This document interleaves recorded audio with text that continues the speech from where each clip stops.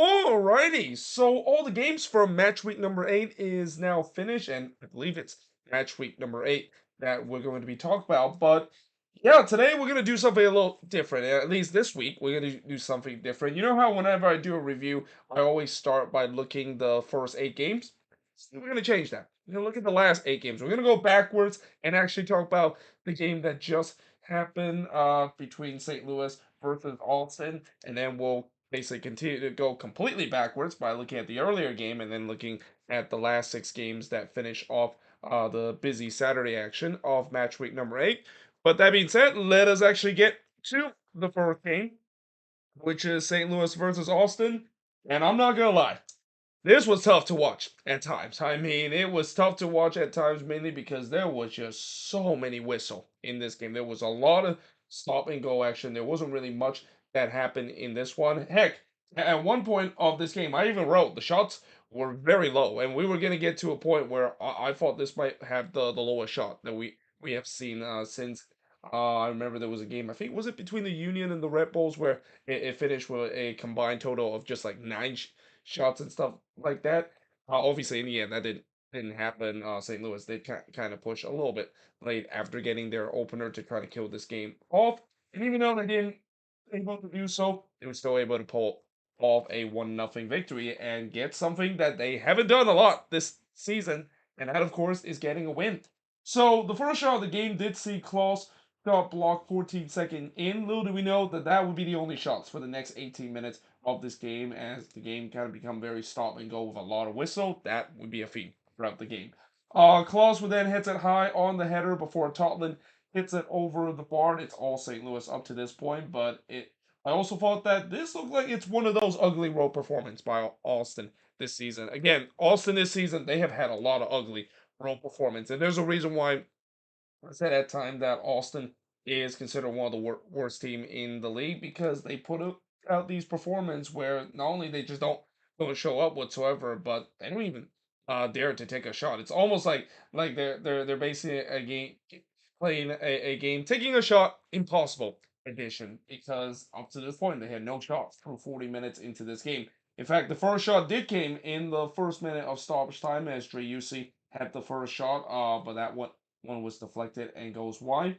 But we do head to halftime with the score scoreless, and in the second half, Austin actually had the second shot of the game for them, and he missed. It was also Dreyusi, the one that has the second shot, but he missed wide in the back post. Do we know that that was it for Austin in terms of shooting in this game? It's almost like they checked out after Dreyusi getting those two shots and say, "Yep, that's pretty much it, folks," because they would not register a single shot for the rest of the game, and St. Louis started to control the second half. And then eventually, in the 57th minute, they broke through. And guess who it is? It's Joe Klaus. Yes, finally, Joe Klaus gets himself on the score sheet from open play. They mentioned it's been almost if you want to go back to last season, it's been September 30th since he has last scored goals. He has not scored a goal from open play in what? Let's see, 1, 2, almost 3 months of season play that is, and that's got to feel good for Joao Kloster, who has really struggled. And I even mentioned before he has not been the same person and the same player ever since he came back from that injury. But he did score here to get the first open play goal. Obviously, it's not his first goal of the season because he did score from the spot this year, but he scored here from Totland to make it 1-0 in favor of St. Louis. We then go for another period where not much really happened because there was a lot of whistle, a lot of stop and go action. In fact, the shots were only 6-2, 85 minutes in. I thought this was going to be a game we might have the lowest total amount of shots by any of the game. And that's quite impressive because we also saw another dull game that happened in one of the game I'll talk about in part one. But yeah, I mean, only 8 shots through 85 minutes. Yeah, that's not pretty. Though, as the game winds down, it looks like St. Louis was really realized that, yeah, let's actually put this game away. So Jackson would hit one right to Stuver before Sorensen would put it wide from long range. Then Kojima missed an absolute sitter as he was in on goal. Yeah, that's one that Jose Kojima would love to have back. I mean, he was in on goal there, and I know he's still a young kid, and he has a lot of raw talent. You gotta say that's one that he's got to bury. But there was no doubt that St. Louis was pressing for that killer second goal, and it looked like they got it in the 7 minute of stoppage time as Azale Jackson puts it into the back of net. The problem was the flag did not agree with him as the flag came up, so the goal was disallowed for offside. It was very late too. I mean, it took a while before the flag it came up, but on the replay, it was pretty clear that AZL Jackson was a step offside. But even though St. Louis didn't kill this game off, they do hold on to win 1-0 in this one because, as I said, Austin pretty much was done shooting after the 49th minute.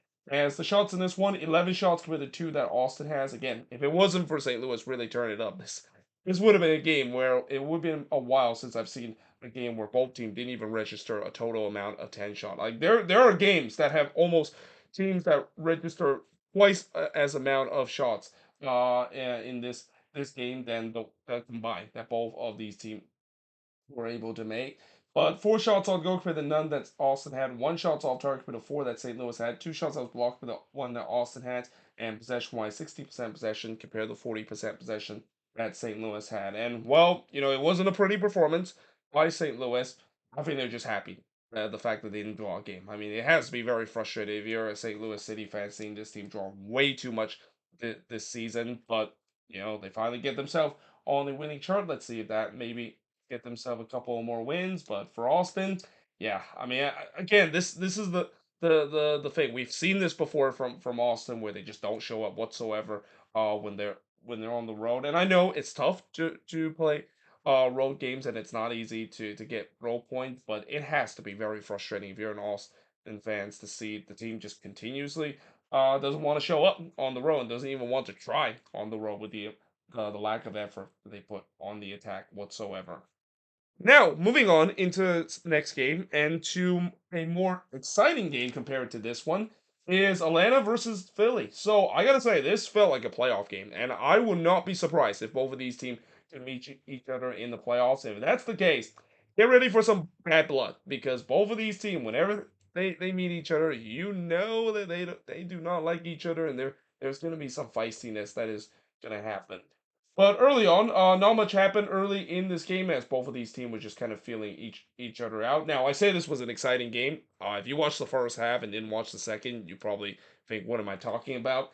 But 12 minutes in, for a shot of the game, did see Rios missed wide from close range, so Daniel Rios making his first start for Atlanta in this one. Obviously, Yakimak is still not available for this Atlanta team.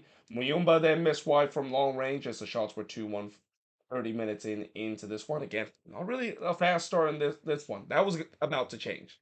Bedoya would then hit it right to Guzan before Amada would hit one right to Blake as the game definitely started live up. Seems like both of these teams sort of come out of their shelves and look for the opener. Again, this just kind of is the definition of a playoff game. We've seen this before in a playoff game where maybe it gets a little slow in the beginning because it's a feeling out period, but once that feeling out period is over, oh, you better believe both of these teams are taking risks and trying to get the opening goal.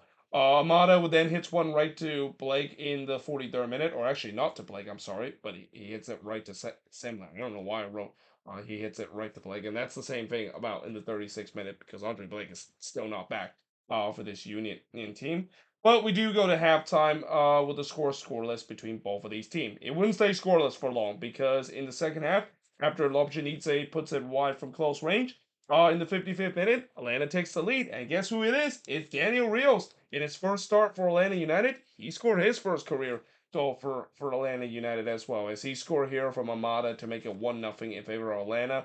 They also mentioned the fact that Daniel Rios loves scoring against Philly. And it's kind of true because even going back to his days with Charlotte and Nashville as well, he always seems to be up for it when he play against the Union, and I'm pretty sure Union fans are probably really tired of seeing the same guy score against them. Especially I think coming into this game, they probably think, "Oh no, you gotta be kidding me! Are we facing that same guy that always keeps scoring against us, and are just kind of like a menace for us for the past couple of years?" Muyumba then hits it right to Semle before Amada would put it wide in the front post in the 59th minute. There was no doubt the momentum was with Atlanta, and they were pushing for the second goal. And they do get it. And what a goal this is. I mean, Caleb Wiley, we know a couple of years ago he was known to be a goal scorer. Now, he hasn't been known for that because he's been moving back to that fullback position.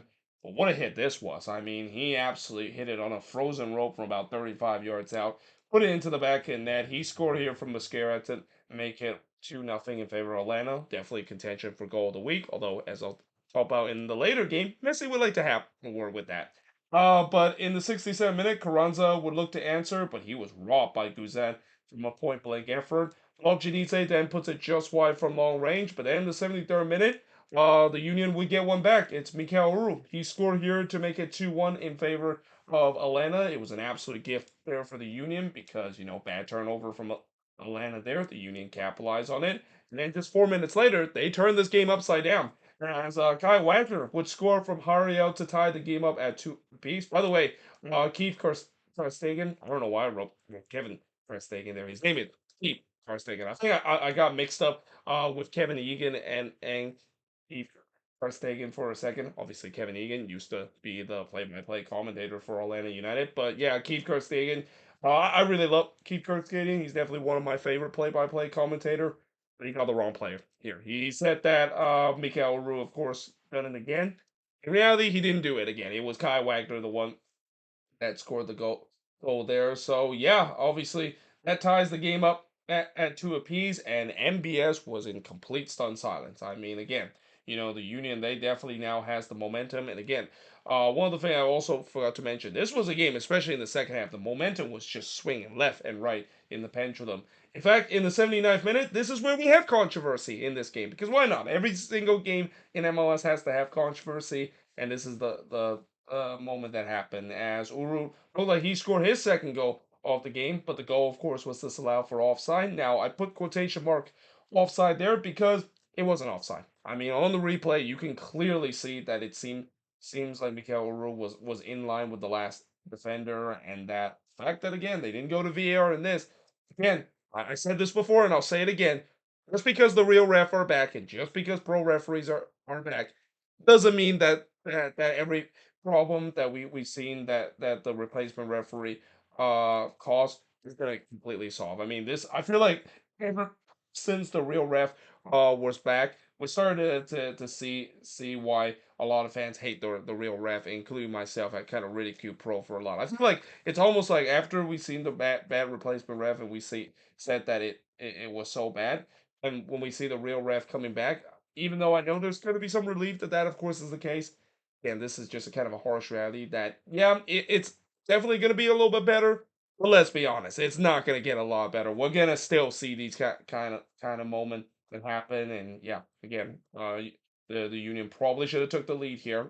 Jim Curtin even mentioned after the game about this, he was very upset about this call, and I don't blame him because I think that should have been a goal, and that Philly probably should have been leading 3-2 in this one, and Atlanta probably are thanking their lucky start by that blown call because they were completely rattled. I mean, it was a meltdown that Atlanta, of course, was suffering almost a shades of Sporting KC in terms of their meltdown. I'm sorry, Sporting KC fans, if you're watching this, but with the way that they've been melting down so much this season, and I might even throw the San Jose Earthquakes in there as well. You knew I had to, of course, mention, and I'll talk about how in their other game they've also blown another lead, but. In the 83rd minute, Lobjanidze would put it wide on the header before the post, would deny Lobjanidze in the front post. Again, the momentum swing right back to Atlanta. They were pressing to try to get the winning goal. Amada tried to do so, but he hits one right to Semlin. But yeah, in the end, in a bit of a wild game late in this one, it ends in a 2-2 draw. The shots in this one, 19 shots for the 13 that the Union has. 6 shots on goal compared to the 4 that the Union has. 1 shot that was off target compared to 5 that Atlanta has. Both teams had 7 shots on the block. And possession wise, 60% possession compared to 40% possession the Union has in this game. Like I said, it really felt like a playoff game. And I definitely wouldn't mind if I see both of these teams play in a playoff series, maybe even in the first round where we could see a 3-game playoff series. Because as much as I talk about Atlanta versus Columbus was an exciting playoff series, I wouldn't mind seeing Atlanta versus Philly playoff series, especially a best of three in the first round. But that being said, moving on in the next match. Now we're gonna talk about the Saturday game, and again because we're going backwards, we're gonna first talk about the West Coast game, and that of course is the battle between two teams at the top of the Western Conference. That is the Whitecaps versus the Galaxy. Imagine I said that a couple of weeks ago in the beginning of the season. People wouldn't believe that, but they're at the top two in the standings, and after this game, they're still the top two in the Western Conference. But the Galaxy basically shown that, yeah, they are truly back, and they are definitely a force once again in the Western Conference after this big statement win against Vancouver. Now, early on, the first shot of the game did see Laborda miss wide from close before Takio could deny Peck in close range, as I thought both of these teams start off strong. Was looking for the opener. White was then in on goal there, but he missed wide before White had another chance, but he heads it wide from close range. I know Brian White did get a goal in this one, but he must be thinking that he should at least get two or even a hat trick in this one. He had a ton of chances in this game. Painso would then puts it wide in the near post before Berkman would puts it wide from long range. Chances were definitely coming in on both ends, but who can get the opener? Well, White tried to do so, but unfortunately he puts it wide on the header, and at least early on he had no luck in front of goal. And we do head to halftime scoreless between both of these teams, despite the fact that there were definitely chances for both of these teams. In the second half, the post would then deny oh god, actually did I wait this wrong? I don't know why I wrote it's from close range because there's no at like this one. But in the 49th minute, Bergman would miss wide from close range, and the Galaxy again was on the front foot, pressing for the opener here. In the 56th minute, McCarthy would then deny White from close range, but then in the 56th minute, Galaxy takes the lead. It's Joveljic scoring from Peck to make it 1-0 in favor of the Galaxy, and that came off a lightning counterattack for the Galaxy, which is kind of the game plan for them. They've been very good this season in the transitional play. I'm kind of surprised that not a lot of team has just kind of decided to let the Galaxy kind of control the game and try to see if they can break them down. Though, if you do that, that's kind of a risky also too because they have a lot of good player in the wing spot, and they also had that guy called Ricky Pooch that can pull the straight. So I can maybe understand why teams decided that if you're gonna face against a really good transitional team, why not just kind of sit back and have and let them have the ball when they realize they do have some decent player that can break down a low block. That just shows you how good the Galaxy is so far in this early part of the season. McCarthy then almost had a Galese moment as he got pickpocketed by White there, but he did redeem himself with a save. Again, goalkeepers got to stop being cute at the back. I've said this so many times, and it's kind of crazy to see that I'm seeing a lot of these goalkeeping mistakes, and especially the same goalkeeping mistake over and over again, where it's just goalkeepers being too cute at the back, trying to maybe play it out and maybe trying to take unnecessary extra touches to the ball, and they gave the ball away. And here again, McCarthy almost had a nightmare situation. Just take too much touches, gave it straight to Brian White, and he's kind of fortunate that White still haven't found his finishing boot because that should have been 1-0 in favor of the or actually that would have been tied up at one piece because the Galaxy, of course, took the lead.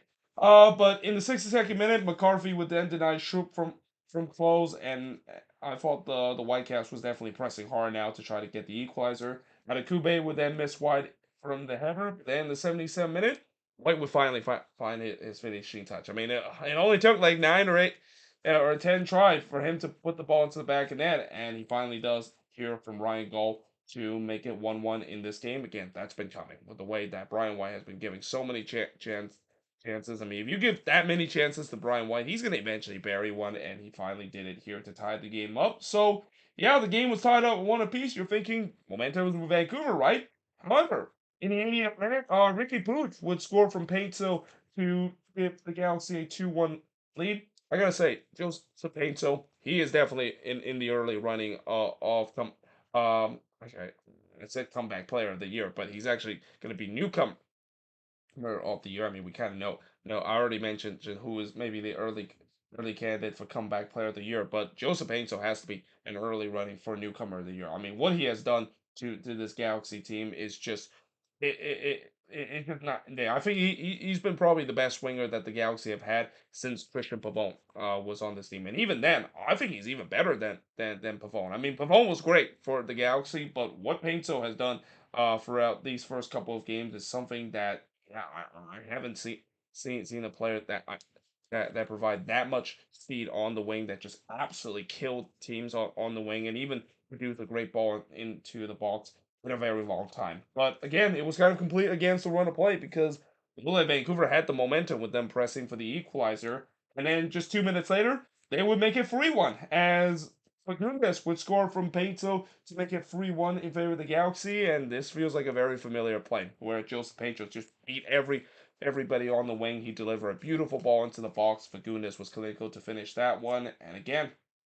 the Whitecaps just had no answer in terms of stopping Joseph Painto. To be fair, not a lot of teams have had answer in terms of stopping Joseph Painto. Maybe LAFC is kind of the only team that is able to do so, but this kid is definitely a stud and a guy that, again, this is probably going to go down as one of the best signings that the Galaxy has probably made. Maybe even better than when they got Zlatan and when they got Christian Pavone a couple of years ago on loan.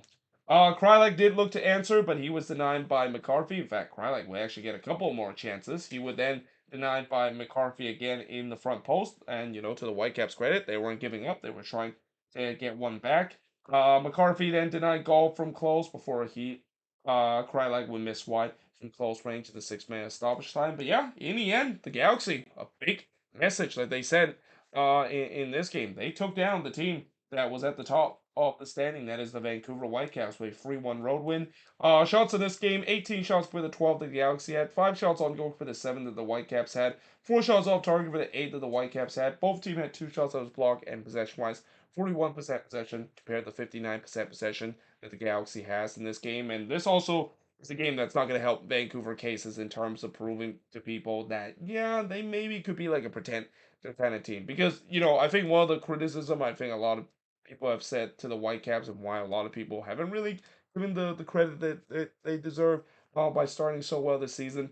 They had a very easy schedule to start. And now they play probably the first tough team of the season, and especially playing at home. We think maybe that this is a game for them to prove to those doubters wrong, and no, they did not.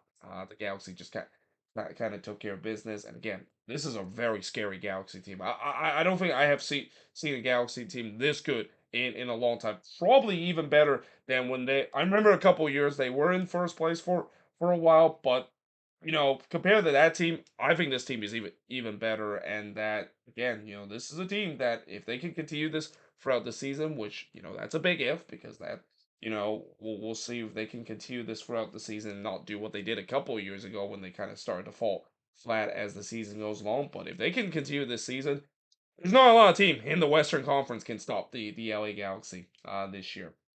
With that being said, moving on in the next match. And the last match on this board is the Quakes and the Colorado Rapids. So, fun fact for you, I was actually thinking about attending this game. I am not doing so, and I think I made a great choice because yeah, this is a game that kind of just sums up the season for the Quakes, and in some way this has started to kind of becoming like 2018 all over again. For the Quakes for the way that how they start the season, and I don't have to remind you how bad 2018 was for the San Jose Earthquakes.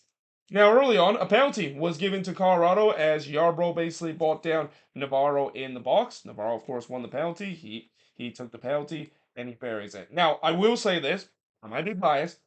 But I'm surprised they didn't go take a second look at this because yeah, I mean it definitely looked like maybe Navarro draw the penalty there. He kind of maybe stick out.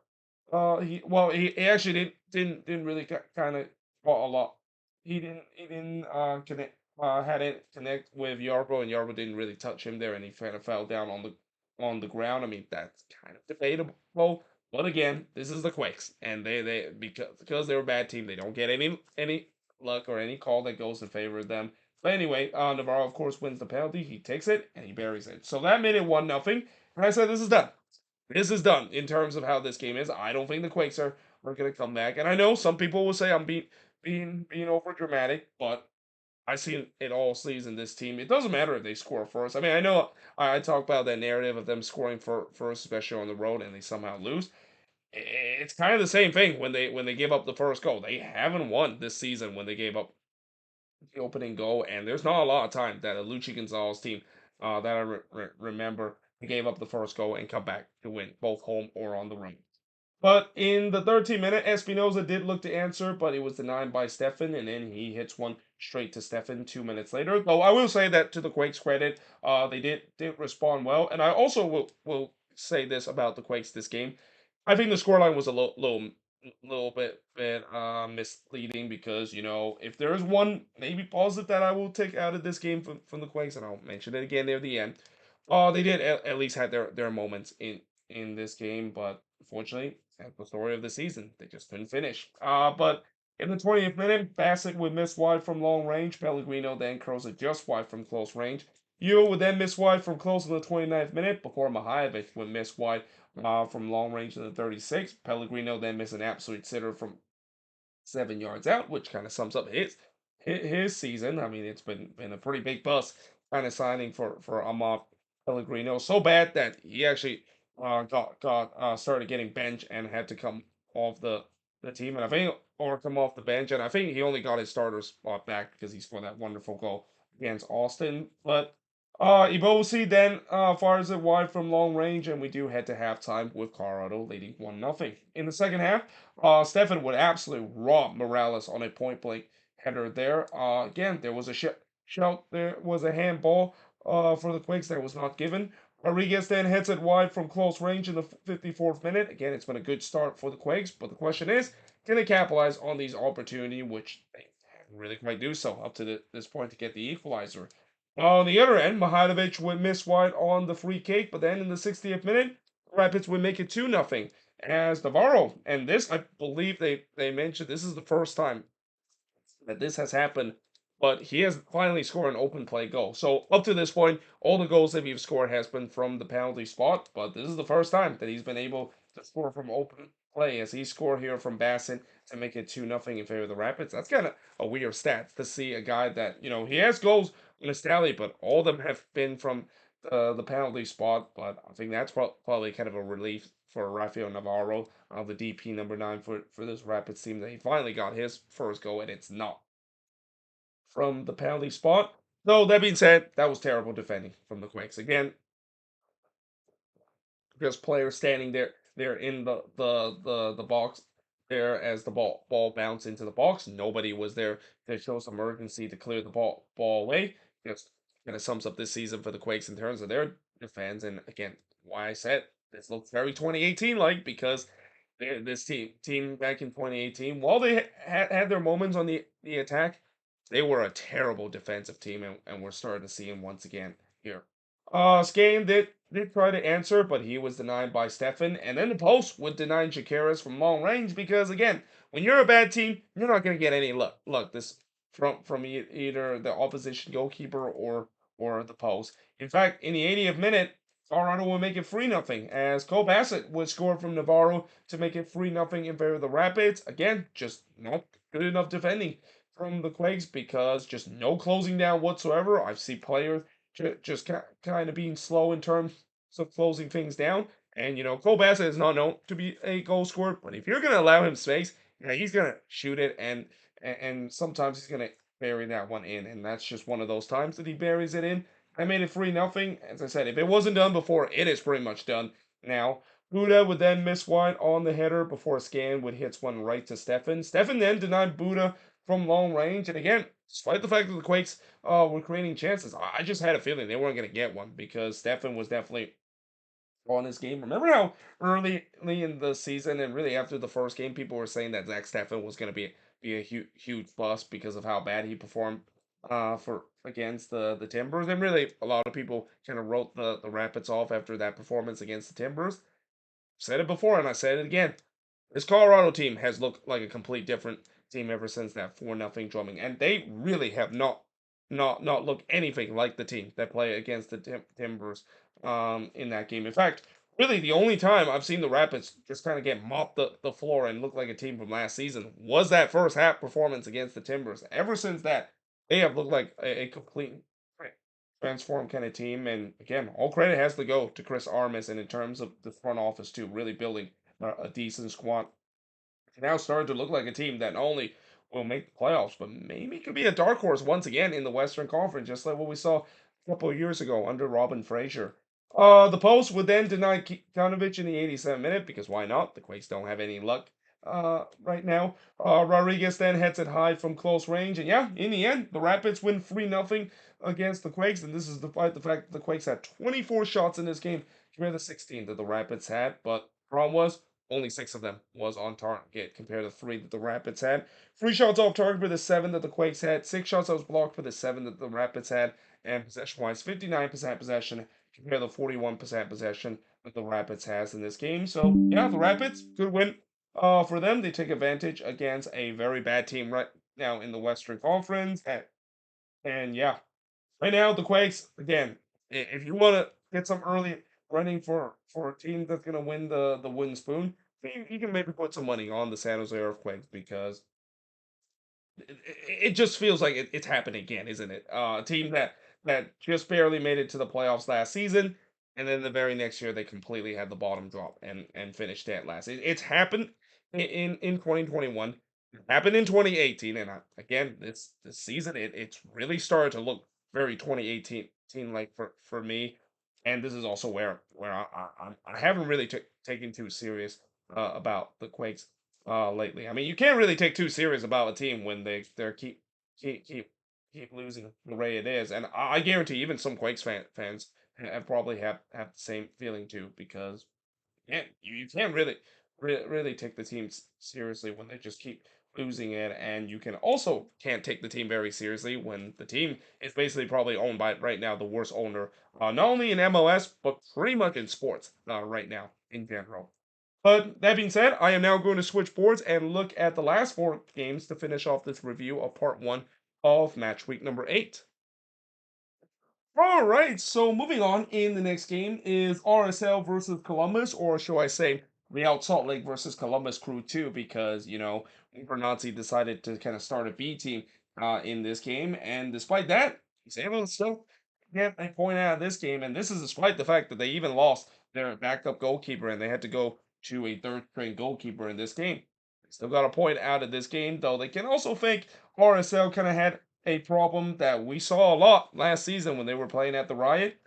Bad finishing and can't put the ball into the back net despite by having some glorious opportunity. Now in the first half, Arango would hit one right to Bush before the first shot of the game for Columbus. Did see Sands. That's one right to McMahon. By the way, great to see Will Sands back playing for the Columbus Crew. I mean, it has to be devastating last season seeing him suffer that torn ACL, but seeing him back on the field and seeing him playing relatively well in this game, that's got to put a smile to Columbus Crew fans' face, and definitely put a smile to my face too, because I always love to see players that been battling a long-term injury and come back just as good as before. But that definitely, I thought early on, RSL has been the better team as they press for the opening goal, and that's after when Gomez said why in the near post. Bush then denied Arango, who was open, but he hits it right to him, and then Bush would absolutely rob Arango from point blank in the 23rd minute. Seems like Schulte must have transferred his power to Evan Bush here because, despite the fact that Evan Bush hasn't really played a lot for the Columbus Crew, he was definitely on his game early in this one, and this is not a big surprise because Evan Bush has been a long time MLS veteran goalkeeper in this league. Though Camacho almost scored an own goal in this one, as this was kind of one of those ones where the ball was coming in, the defender trying to get that one put behind for a corner, but sometimes he puts it behind his own goal, and yeah, Camacho of course very fortunate. The post basically saved him there.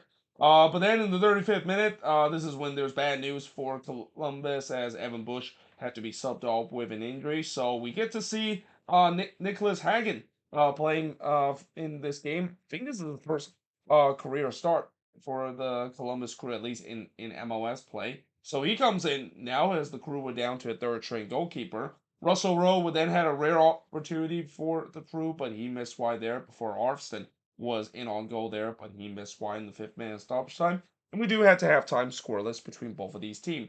In the second half, Arango would hit it right to Hagen after Hagen actually came off his lines early. So Hagen was definitely a little bit nervous early in this one. He eventually will settle in, as that's always a tough spot for a young goalkeeper to come in when you're not expected to do so. And then Ojeda would hit one right to Hagen in the 57th minute as RSL once again was pressing for the opener. Arango would then miss wide from close range before Sands with a rare Columbus chance again, but he hits it right to McMath. And then McMath denied Morris from close, as this was really the first time I thought Columbus kind of showed some sustained pressure. They weren't just going to show that they're just going to sit back the whole game. I mean, that's just not the way that Wilfred Nancy would love to see his team play. No matter what kind of team that Columbus put, you know Wilfred Nancy is not going to shy away in terms of trying to go on the attack. Hagen then denied Gomez from long range in the 65th minute before he denied Barajas from close. Then Barajas hits one right to Hagen in the 82nd minute. And I just kind of had a feeling that it was one of those days for RSL again. We saw a lot last season. Problem with them not getting all 3 points is mainly because they just couldn't finish at home. And it feels like we're seeing the same story again in this game. Rossi did have an opportunity, but he puts one right to McMath as Columbus did start to put some of their starters around the 70th minute mark. But in the end, they will definitely be one more happier coming out of this game as they got a big role point here, despite being very shorthanded and pretty much playing a second team in this one, getting a 0-0 draw in this one, and shots in this one. 17 shots compared to 12 that Columbus had. 5 shots on goal compared to 8 that RSL has. 3 shots off target compared to 5 that RSL had. Both teams had 4 shots that was blocked, and possession wise, dead even at 50% for both of these teams. So, yeah, like I said, Columbus will be happy with the draw, but for RSL, again, it's the same problem that they had last season at time. Just could not put the ball into the back of net to earn a game that you got to say that they should have won this game, especially when they face against a Columbus team that pretty much put their B squad in this one. Well, I will say that at least for RSL fans, and if there's one positive I can spin out of this coming out from a Minnesota United fan, at least you got a point because of the frustrating missed chances you had. Because as we'll talk about in the next game, Balloons didn't have so much luck in terms of that. So yeah, this was one of those games where I've seen this happen before under Adrian Heath. The fact that the Loons can have a lot of chances and and pressure their opponent whatsoever, but unfortunately they just don't show that clinical finishing. Though I will say this: Steve Clark stole all 3 points for the Houston Dynamo, and not to mention also them doing a couple of goal line clearance is the reason why they probably got all 3 points and stole all 3 points in this game against Minnesota. And I think now I know how Orlando City felt when they play against Minnesota and how it feel to kind of dominate the game and just not win it because they weren't clinical in front of goal. So early on, I thought the Dynamo had more of the possession, as again, it's another flat start for the Loons in this game. This is now 2 games in a row that the Loons have started slow at home. That is definitely concerning. But in the 17th minute, the first shot of the game did see Lud put one over the bar. So despite the fact that it was a slow start for the Loons, Houston themselves didn't really get off to a good start either. The shots were still only 1-0, 25 minutes in. It was a relatively boring game up to that point. Kalipsic when hits one right to Dane St. Clair. The pitch looks like an ice rink in this one. I don't know what they did to the pitch at Allianz Field. It used to be one of the best pitch in MLS, but lately, man, it has been bad of how it is. It's either the grass not being well maintained, or the fact that whoever decided to water the pitch before the game, they put way too much water. I mean, it was like an ice rink. Players were basically dropping down like flies with the way that they were trying to advance the ball. In fact, I think in this game, Bongi had to pick himself out after he slipped like 2 or 3 times in the first half just alone because he was making a cut on that wet turf. But in the 34th minute, Bartlow would clear this one off the line after just a WTF turnover from Houston. That's a less dramatic way for me to say it because what happened in this play after the Dynamo committed a WTF turnover, Will Trapp basically was in on goal. Originally, it was a good save from Steve Clark, but it was bouncing for a goal. And there's a reason why when they told you to first play soccer when you were a kid, you always want to follow up your shot because you never know if the ball would be able to clear off the line by the defender. And while it was still great to see Bartlow just kind of came out of nowhere clearing that one off the line, man, Will Trapp, you have to follow that shot. Like I get it, that was going in, but just follow up that shot. Like if he followed that shot That's 1-0 in favor of Minnesota.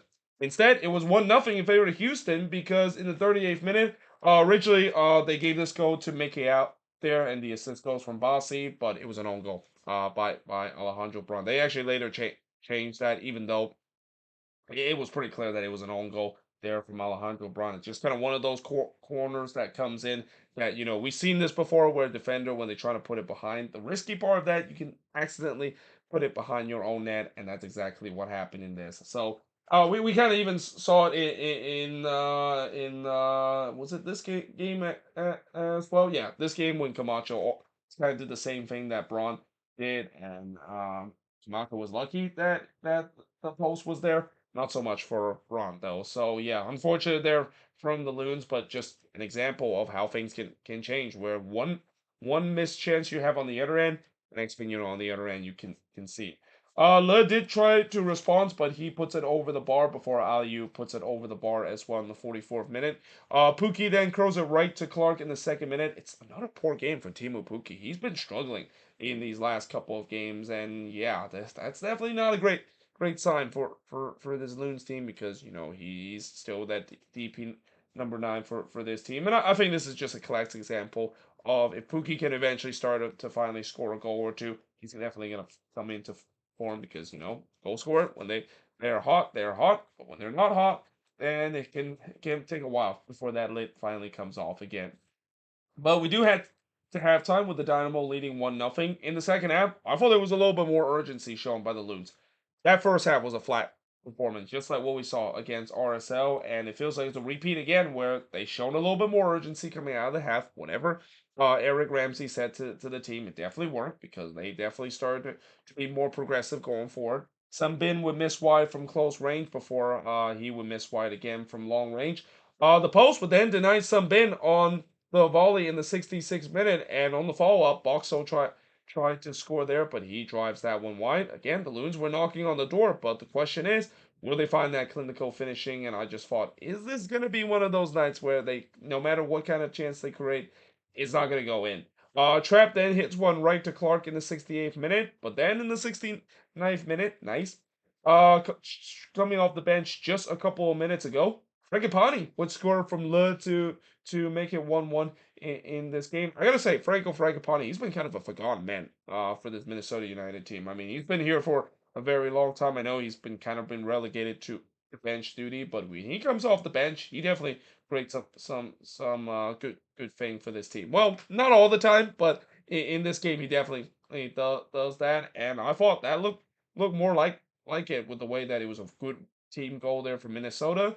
But unfortunately, that equalizer does not last long because just 2 minutes later, Kowesic would score here from Vasi to give the Dynamo a 2-1 lead. And while that was a great goal there from Kowesic, yeah, that one just came off of a turnover there from Will Trapp, and uh, Ron there just unable to close down Kovacic there. This is also where missing Miguel Tapias it is definitely started to show him big for this Minnesota team because I think if Tapias was in there, there was no doubt that Kovacic probably would get closed down. But Ron obviously an inexperienced defender unable to get to it, and just like that, it was the Dynamo taking the lead again, despite the fact that it looked like Minnesota had the momentum. Now, to Minnesota credit, they didn't give up. Clark would then deny Oliver Shari on the volley there because it looked like Oliver Shari was going to be in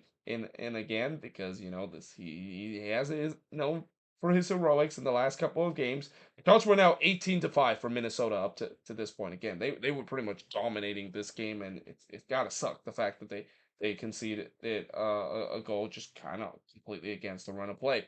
And really, as the time winds down, the Loons were pressing late to try to salvage a draw, and Houston was definitely looking to hold on. Now, normally that does not go well for the road team, and it kind of almost didn't go well for the Dynamo too if it wasn't for Steve Clark again at times standing on his head. He first denied Fragapani of his second goal, and then he somehow saved this one off the line on a looping header there. I think it was Abadayo Smith that got that looping header, and that was going in. I have no idea how Steve Clark was able to save that one off the line, but he did.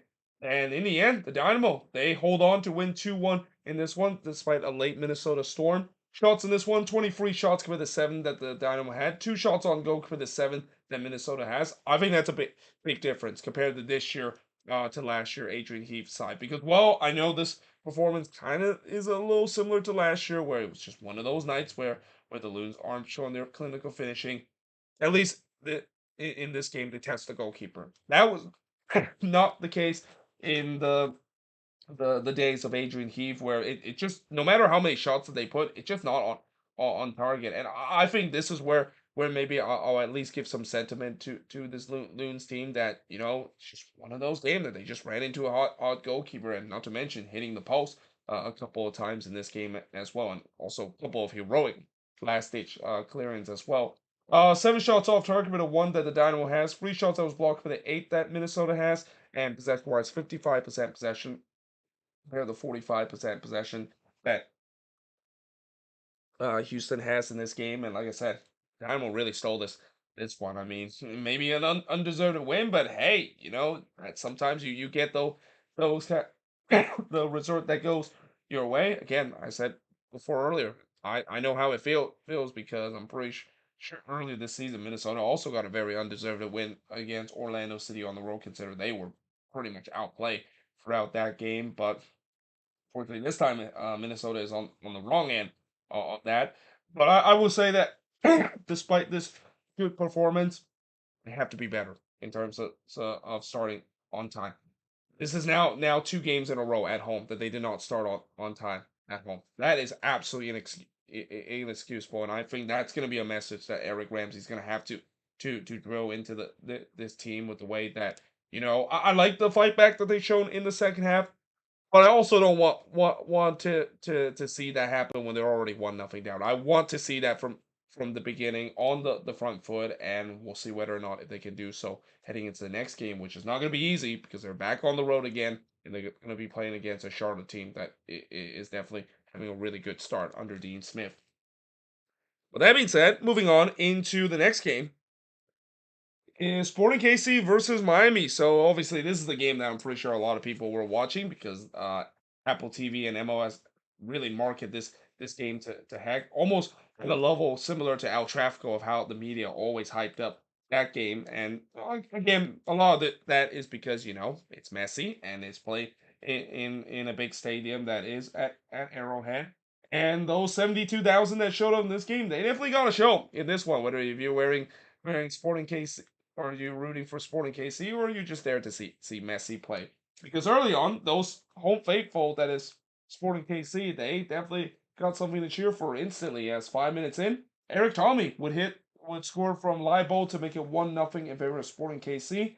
That of course came off a turnover from Miami. I mean, nothing to take away from Tommy, who absolutely strike that one well, and that wouldn't be the only wonder goal that he would score in this game. But he can also thank Miami for this, because again, turnover has been a huge problem for Miami throughout this season, and it looks like it's real its ugly headed in this game as well. Just brutal turnover there to give Rap Sporting KC the opening goal 5 minutes in. And despite the fact that I thought early on Miami had all the possession, they just couldn't quite break down a rigid Sporting KC back line and keep giving the ball away.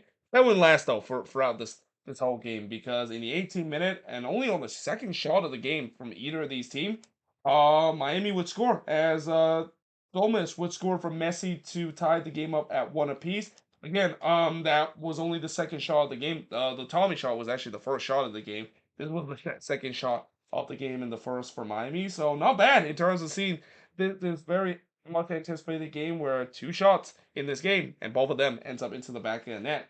Messi then looked to take the lead, but he hits that one wide. Before there was no penalty that was given to Sporting KC, as the offside flag came up before Agata was brought down in the box. Now, whether or not that was a penalty from Agata, we never know, because obviously the offside flag kind of neglect everything after that. Messi then hits it right to Melia before I thought Miami started to finally find some good space in the attack. I mean, like I said, I told you how, even though Sporting KC defended very well early in this game, that was not going to last. Agata would then miss it wide from close range, and then Messi just missed wide on the free kick. I'm pretty sure the of them had at least some of them had their phones out, and yeah, that was very. Imagine if that one went in. That crowd would absolutely erupt it because, like I said, even though there was 70,000 of them, I'm pretty sure about 15 or 20% there are there to see Messi play. But in the 42nd minute, Agata would put it straight to calendar, and again, it came over a turnover. That was a problem for Miami throughout this game. In fact, it was a problem for both of these teams too, because as I was said before, Sporting KC themselves also turned the ball over, give the ball away. That would actually turns out to be costly for them in this game. But we do head to halftime, tied up at one apiece. In the second half, Suarez did curl one right to Melia. Miami was definitely on the front foot, and they were looking for the lead, and they got it. As Lionel Messi would score from Gomez to give Miami the lead for the first time. I talked about bad turnover for Miami, and how I also talked about how turnover was a problem for both teams. Well, here you go. Sporting KC turned the ball over in a bad spot, but what's even worse than giving away to Miami, not closing down the greatest player of all time. I mean, I don't know who decided to not close down Messi there. I mean, if you can't give Messi even just an inch of space, he's gonna not only put that one on target, but more times than not, he's gonna bury it. So imagine pretty much giving him a wide open lane to shoot. Yeah, that is basically a death sentence, and it's no surprise that Messi buries that one and give Miami a 2-1 lead. Though that lead didn't last long, though, because just 7 minutes later, Eric Tommy would get his second goal of the game to tie it up at two apiece. So from one bad moment for Miami and one big Achilles heel for Miami this season in terms of turning ball away time and time again, to another Achilles heel for Miami this season. Team bad defending set pieces. I mean, them and the Galaxy is just battling for who can concede the most set pieces goal this season because this came off of a set piece again. Miami didn't clear their lines there. I mean, it was a great strike from Eric Tommy, but you got to clear your lines there. The fact that they didn't do so, they were punished because of that. So, just 13 minutes later, Miami would retake the lead as Luis Suarez would score from Gomez to make it 3-2. I also just realized I misspelled Suarez' name wrong, so I forgot the E there, so let me put that there. But yeah, once again, it came off of a turnover from Sporting KC. Though I will say that not only this was a mistake from Jake Davis, this was also a mistake from Tim Melia too. And you don't expect that to happen too, because for a great goalkeeper like Tim Melia, I don't know why he didn't recognize that when Miami was pressing high, you don't just boot the ball upfield. Like when teams are pressing high, especially when they're shown that they're pressing high, when you're basically getting the ball passed back, boot the ball upfield. Don't play it out of the back, because when you play out of the back and the team is already showing that they're gonna press, bad things is gonna happen. And here, he put Jake Davis in a bad spot. I mean, to be fair, Jake Davis probably should have done better in terms of this moment, not giving the ball away cheaply. But it doesn't help the fact that Melia decided to kind of play a bit of a suicide ball there, and that yeah, Sporting KC get punished, and this is not the first time we have seen this season. And well, I wouldn't say this is as bad of a collapse as we've seen before. Them doing in the last two home game. And again, just self-inflicted mistake has just time and time again cost the Sporting KC team throughout this season. Gata did look for an answer, but he missed high there in the 71st minute. There was a bit of a delay for a pitch invader because, again, the security at Arrowhead Stadium definitely was not up to its game. They did announce the attendance. 72,610 fans attended this game. It was officially announced as a sellout, even though I know Arrowhead Stadium can fit more than that. I think it's because of the configuration, and they were doing some renovation for the Gold Cup this summer. That's why the attendance is, or actually not the Gold Cup. I'm sorry, but for Copa America, that's why the attendance is a little bit lower than the capacity at Arrowhead Stadium. But nevertheless, I believe that's the fourth highest attended game in MLS history. So definitely quite impressive to see that many fans in, even though I know some of them probably are there to only see Messi and Miami play. But we then get another delay for a pitch invader because again the security at Arrowhead Stadium just suck in this game. But in the 10th minute of stoppage time, Davis would then send one back to Kansas City, Kansas, and that was that. As in the end, Miami hold on to win 3-2 against Sporting KC. Again, Sporting KC didn't really provide too much resistant late in the game because I'm pretty sure they saw the narrative happen again, where it's another game where they blown a lead at home. But the shots in this one, 10 shots apiece for both of these teams, 6 shots on goal for the 3 that Sporting KC had, 3 shots on target for the 2 that Miami has, 1 shot on block for the 4 that Sporting KC had, and possession wise, 50% for both of these teams. So yeah, Miami, they're back at the top of the Eastern Conference, albeit, yes, they have played the most game out of any team, and there's no doubt that the 2 teams below them will catch them when they do eventually play those game in hand. But yeah, Miami definitely get themselves back on track and definitely a good bounce back win after just a tough resort that they had in that CONCACAF Champions Cup game against Rayados. But for Sporting KC, again, I'm pretty sure their fans are getting sick. You've seen these numerous blown leads happen at home. And while this is probably the least painful one compared to the last 3, it's still a blown leads. Like they're basically trying to challenge the San Jose Earthquakes right now in terms of who can blow leads more during the season. And what's kind of ironic is that the Quakes are doing it on the road while Sporting KC is doing this challenge at home. But that being said, moving on into the last game on this board. Well, I think everybody saw this coming. I think everyone saw that this was going to end in a 0-0 draw, especially with the way that both of these teams has really struggled this season in terms of finding the ball into the back of net. And I know Seattle put 5 past Montreal last week, but let's be honest. I feel like it was a bit of an outlier game, and especially facing against a Montreal side. It looked like they were ready to go home because yeah, in this game, Seattle basically fall back to old habits of not putting the ball into the back of the net. And the same goes for Dallas, who again, they have struggled to even put the ball into the back of the net all season long, and that continued in this one. So the first shot of the game did see Ansa shot took a deflection, and Fry actually had to make a save in terms of this one. But there was no doubt that Dallas was on the front foot. They were looking to try to get the early lead, though the shots were only one apiece for both team early in this one. Rusnak would then drags it wide from close range before Rui Diaz hits one right to Pass. Then Pass had to deny Rodon in the near post as Seattle started to get some sustained pressure. They were pressing for the opening goal, though Sealy did put one into the stands from long range before Gonzalez would heads it wide from the corner in the 37th minute. Muta then puts it over the bar from long range, as now it seems like Dallas were the one that having some sustained pressure, but unfortunately none of them really have got on target, and none of them really trouble Stephen Fry. Rodon then missed a sitter from close range in the 41st minute because yeah, that's just kind of how it's been going for the Seattle Sounder this season, minus that Montreal game. Just they've been blowing easy chances left and right throughout the season. And unsurprisingly, we do head to halftime scoreless between both of these teams.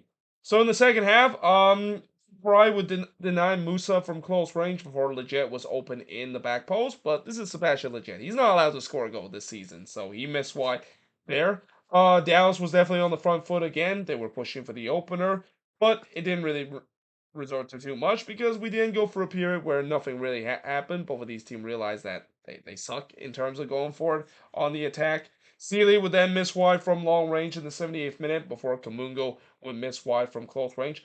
I don't know why Bernard Kamungo hasn't been getting more minutes this season. Like, is there something wrong between him and Nico Estevez? Because last season I talked about how he really did well, and I thought this was the guy that can really replace Jesus Ferreira when Ferreira basically is sold off either in the summer or in the next winter transfer window, and that's just not been the case. And a lot of that is the fact that I haven't really seen him on the pitch. And again, I don't know what's going on with between him and Nico Estevez. Though you could maybe argue you could say about the same team too.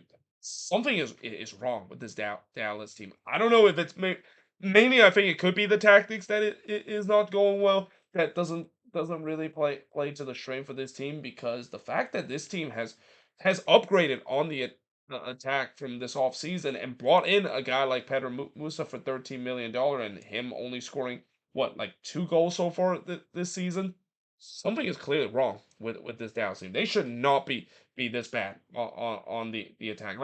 This team is even worse than last season on the attack. And last season that was kind of one of the that was an issue mainly because they just don't have a lot of attacking talent, and also not to mention they did had some injury I also maybe think that they dearly miss Alan Velasco, and they cannot wait until he does come back to this team. Though even if Velasco comes back, I don't know if that's gonna move the needle that much for this Dallas team.